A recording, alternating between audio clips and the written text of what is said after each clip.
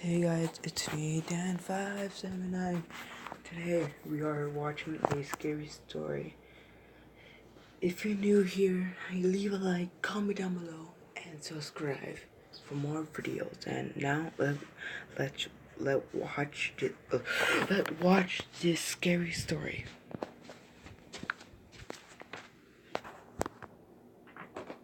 I was looking for a car to buy for my son for his 18th birthday.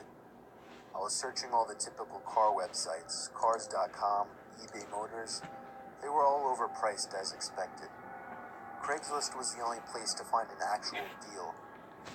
About a week into my search, I found an '03 Toyota Camry.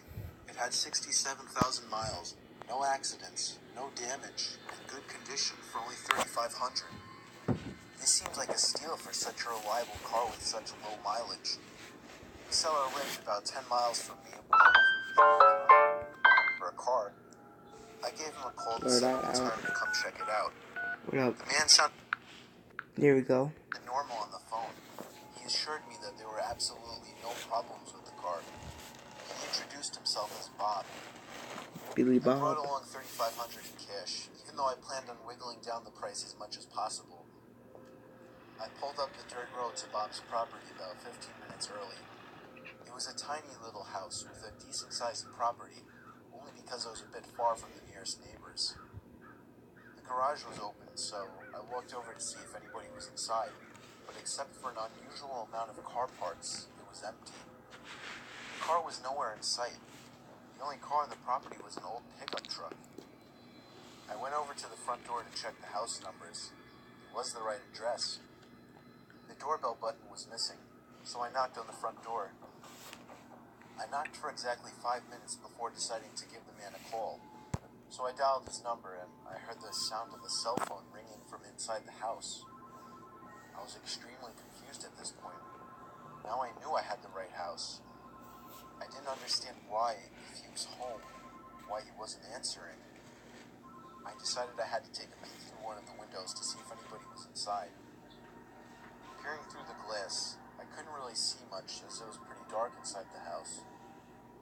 I saw a very old-fashioned dining room set, but across from that, I saw somebody standing at the back door of the house, staring outside.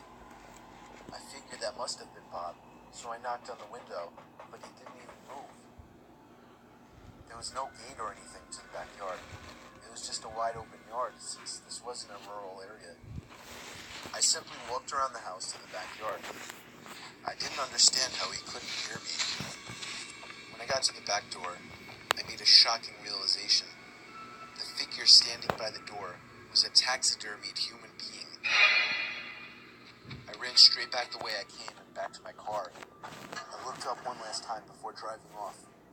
The blinds to the window I had peeked into had been shut, but I could see two of the blinds bent open. Somebody was at that window watching me. You can probably guess I had the gas pedal to the floor the whole way home. The whole situation still makes no sense. All the car parts, the fact that there was no Toyota Camry, the taxidermied human being, the fact that there was no car there leads me to believe that whoever that man wasn't planning on selling me anything.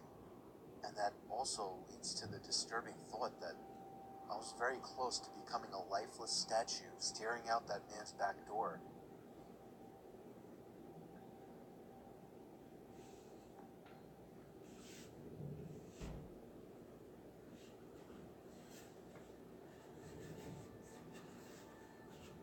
I was on tour trying to find some really deep websites. I was in a chat room where people normally... It was nothing. Sorry, too inappropriate. Nope. It was very common for me to be Too home alone at inappropriate. night, Nah. as I only Sorry. lived with my dad, and his shifts would constantly shift from days to nights. This happened around the time my dad was doing night shifts. I would stay up really late on these nights watching movies. It's always taken me a long time to fall asleep, so after turning off the TV to go to sleep, I probably laid there for a good half hour. Then I heard a toy fall over in my toy closet. It was nothing too suspicious, but it still creeped me out. But then the doorknob to my closet started to wiggle, until finally unlocking the door. I hid under my covers, not making a sound. It was strangely quiet for a good 2 minutes, so I finally peeked my head out of the covers. There was a figure standing next to my bed, looking down at me. I screamed at the top of my lungs and began hugging the wall behind me. The figure looked out the window and then just walked away out of the room. I stayed in that position for like an hour before checking if he was really gone. The front door was left wide open, so it seemed he had left.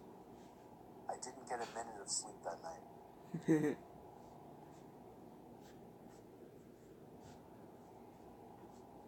This story is from the point of view of a 16-year-old girl. I used to have a boy living next door to me that was obsessed with me. His name was Joey. Every time I would go outside, Joey would come outside as well, as if he were watching me through his windows, waiting for me.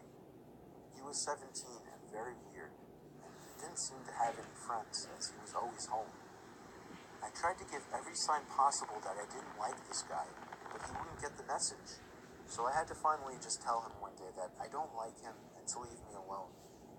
The look on his face that day is something that won't leave me.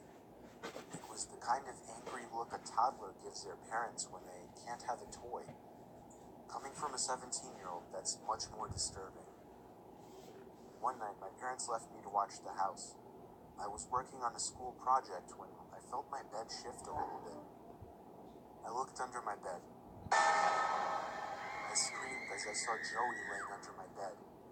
I ran away while he tried to crawl out from under my bed.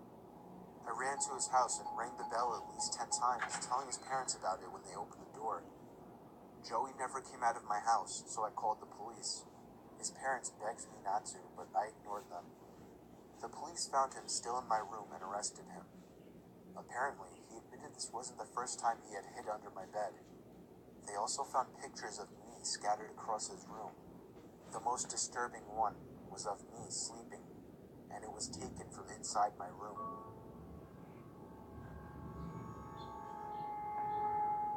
Creepy, creepy, so creepy. Next video. Working the night shift always sucked. I work in an office building and would constantly do the night shifts since it was the only time it would work out for me.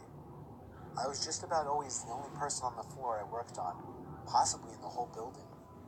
There would always be a kind of eerie feeling to be in such a big building with most of the lights out and absolutely no one around. But on the upside, it was peaceful and less stressful, and I was able to get a lot of work done. There was this one night, though. It was a Friday night, around 2 in the morning. I was typing away on my keyboard when I heard a noise from outside my cubicle. It sounded like just a random crack from the walls or something. It's unusual in this building, but I didn't get too concerned about it. I resumed typing away and was once again interrupted by a sound. This time, the sound of a computer starting up. It caught me off guard. I was sure nobody else was working the night shift. I stood up on my chair to get a view over the cubicle walls. The glare of a computer screen in the dark was visible in a cubicle on the opposite side of the room. Then I did something stupid, something I regret. I asked if there was anybody there in a yell, hoping to get an answer from a fellow employee. But instead, I saw the glaring light of the computer monitor across the room turn off, and there was once again nothing but darkness on that side of the room. I started getting nervous.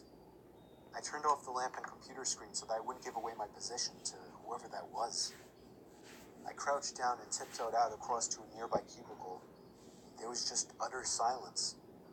I sat waiting for something to happen for God knows how long, but I eventually decided the coast was clear. I tiptoed down past all the cubicles until I reached the opening near the exit door to the stairs and elevators, and that's when I realized that my fearful suspicion was true. There was a man crouched down behind the plant in the corner of the room, dressed in all black. I felt my heart sink as I noticed him, but it didn't seem like he knew that I noticed him. I turned back to the stairway door. There was no way I was going to wait for the elevator and take a chance. I casually opened the door and closed it behind me, proceeding to walk down the stairs. After making it down about 2 flights of stairs, I heard the door above me push open aggressively, followed by manic, echoing footsteps coming fast down the stairs. I raced down the stairs, running as fast as I could, all while the footsteps above me were getting louder. I finally made it to the first floor, raced through the lobby, and out the front door. Whoever was in there didn't follow me. I immediately called the cops, along with one of my bosses. My boss said no one was scheduled to work except for me. The cops scanned the place from top to bottom. There was no one in there. I couldn't help them out with any description other than he was wearing all black. I did continue to do the night shift for about a week after that, with my boss allowing me to lock all possible entrances to the floor, including the elevators. But I still wasn't comfortable with it, so ever since, I've been doing the day shifts.